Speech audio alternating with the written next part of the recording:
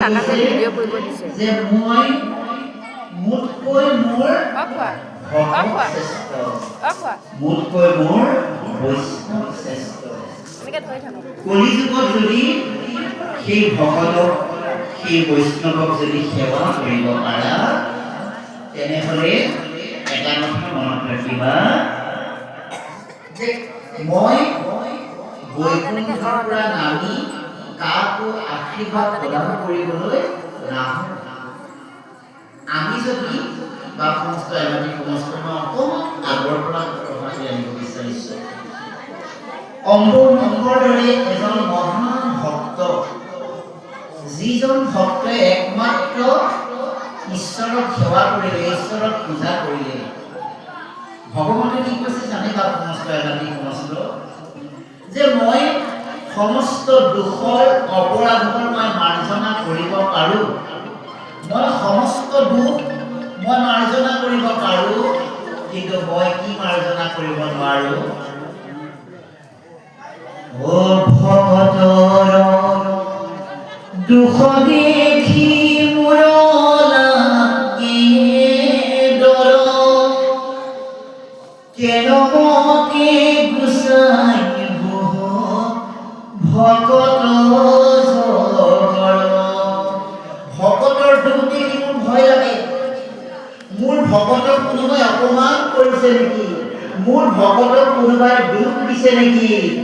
মই কিন্তু সহ্য কৰিব নোৱাৰো। অম্বৰীষৰ দৰে এজন বিষ্ণু ভক্ত, ঈশ্বৰ ভক্ত দুৰ্বাসাই হাত দিবলৈ গৈ আজি দুৰ্বাসাই কি কৰিছে? ইতিমধ্যে আপোনালোকে পাইছে, বিষ্ণুৰ চক্ৰৰ ভয়ত তিনি দৈত্য দৌৰি পৰিছে। বা সমস্ত এটা কথা মন কৰিব, মই এইকাৰণে আপোনালোকক অকণমান আগতীয়াকৈ চুই যাব দিছোঁ যে কলিযুগত আমি কোনেও, আপোনালোকে আমাৰ কথাষাৰ অলপ হৃদয়ঙ্গম কৰিব লাগিব। মই এষাৰ কথাহে জানিব বিচাৰিছোঁ, আপোনালোকে বাৰু ঈশ্বৰক দেখা পাইছে নেকি? বোলে মোৰ চকুৰ আগত শংখ চক্ৰ গদা পদ্ম লৈ ভগৱন্ত আহি উপস্থিত হৈছেহি নেকি? কোনোবাই ক'ব পাৰিব নেকি যে মই স্বচক্ষে মই ঈশ্বৰক দেখা পাইছোঁ? কোনোবাই ক'ব পাৰিবনে? নোৱাৰিব। আৰু যদি আপোনালোকে কল্পনা কৰে যে মোৰ ঈশ্বৰক চাবলৈ মন আছে নেকি বাৰু ঈশ্বৰক চাবলৈ? মই এনেই সুধিছোঁ, আলোচনা কৰিছোঁ, বোলে মোৰ ঈশ্বৰক চাবলৈ মন আছে, এনেকুৱা ভাৱ আছে নেকি বাৰু? আছেনে? আছে ন? বৰ দুখেৰে কম বা সমস্ত এনাটি সমস্ত, যদিও আমাৰ মনৰ সেই ইচ্ছা আছে ঈশ্বৰক দেখা পোৱাৰ কাৰণে, কলিযুগত বোলে আমি এই চন্দ্ৰ চক্ৰৰে ঈশ্বৰক দেখা নাপাওঁ। এই চন্দ্ৰ চক্ৰৰে ঈশ্বৰক দেখা পোৱা নাযায়। ঈশ্বৰক দেখা পাইছিল, সকলোৱে দেখা পাইছিল।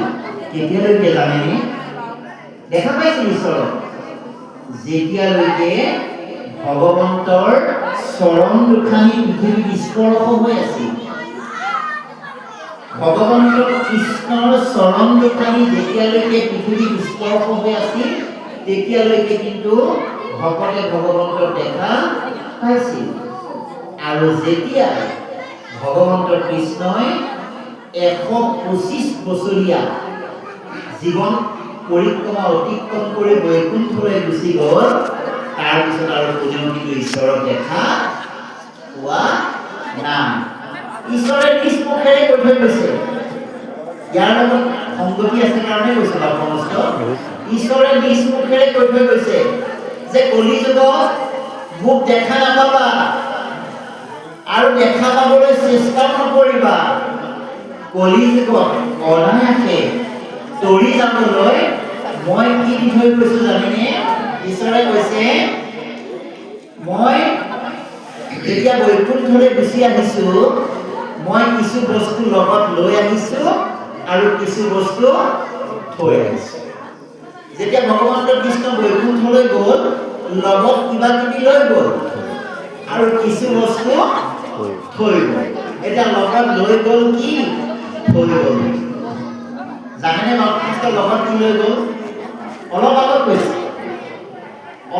কৈছে কি লৈ গ'ল ভগৱন্ত কৃষ্ণই লগত লৈ গ'ল কি ঐ ধৰ্ম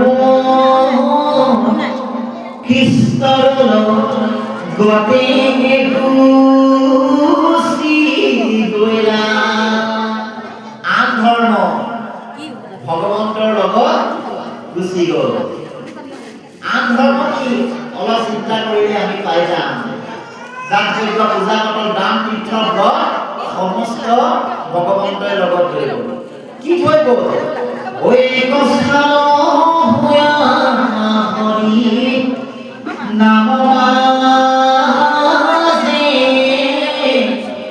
ৰৈলা কি থৈ গ'ল একমাত্ৰ ঈশ্বৰৰ নাম সেইকাৰণে কলি যুগত আমি ঈশ্বৰৰ নাম ল'ব দিছে কিন্তু নাম কাৰ লগত ল'ব দিছে ভকতৰ লগত ল'ব দিছে ভকতি কাক কৰিব দিছে ভকতক ভকতি দানে কৰো গুৰু দায়া তনয় অধিক ঈশ্বৰক আমি লগ নাপাওঁ আমি ভকতক সেৱা কৰিব লাগিব কাৰণ ঈশ্বৰে কৈ থৈ গৈছে যে মই বৈকুণ্ঠলৈ আহিলোঁ কিন্তু মই অম্বৰীষৰ দৰে এটা স্তুতিত কি কৈছে সৰ্বতত্ত্ব ভকতক গুৰু মই মানো ভকত গুৰু কপৰে কাহাকো নামানো মই সমস্ত তত্ত্ব মই ভকতক দি থৈ আহিছোঁ আৰু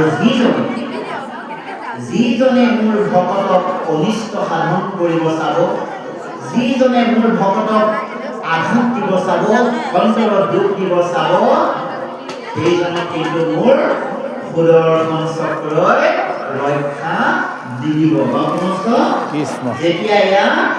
যেতিয়া এতিয়া কি হ'ল সেই এনে এজন অম্বৰী ৰজাক অভিশাপ দাবী দি এতিয়া দুৰ্বাসাই বলি পৰিছে শেষত কলৈ গৈছে সকলোৰে ওচৰলৈ গ'ল ব্ৰহ্মাৰ ওচৰলৈ গ'ল শিৱৰ ওচৰলৈ গ'ল খনত তোমাৰ ওচৰলৈ গ'ল সকলোৱে ক'লে আমি এই উপায় নোৱাৰোঁ তোমাৰ বিষ্ণু চক্ৰই তোমাক খেদি পৰিছে আমাৰ বহুত খাদ্য আছে তুমি বিষ্ণুৰ ওচৰলৈ যোৱা এতিয়া বিষ্ণুৰ ওচৰত আহি উপস্থিত হ'লি দণ্ডৱতে চৰণত ন্যাসী মহাভয়ে কাপে জানো সকল কৰি অচ্যুত অনন্ত প্ৰভু অখিল শৰণে কৰিও ৰক্ষা মৰ দুৰন্ত মৰণে ভগৱন্ত বিষ্ণুক আহি কৈছে যে তোমাৰ সেই সুদৰ্শনৰ পৰা প্ৰভুক ৰক্ষা কৰা নহবা কিন্তু তোমাৰ এতিয়া অৱস্থা নাই মোক কোনেও ৰক্ষা কৰিব নোৱাৰে আহকচোন প্ৰভু সমস্ত একান্তমনে পাঠসকলে ইমান সুন্দৰকৈ পাঠ পঢ়িছে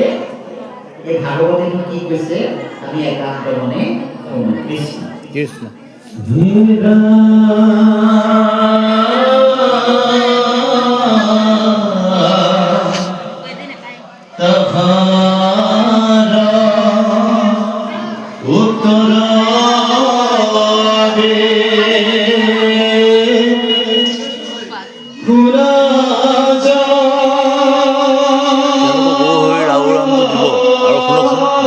শৰাইখন পাতিবলৈ আপোনাকে দিছোঁ চব কিনা কৈ থৈছোঁ তোমাৰ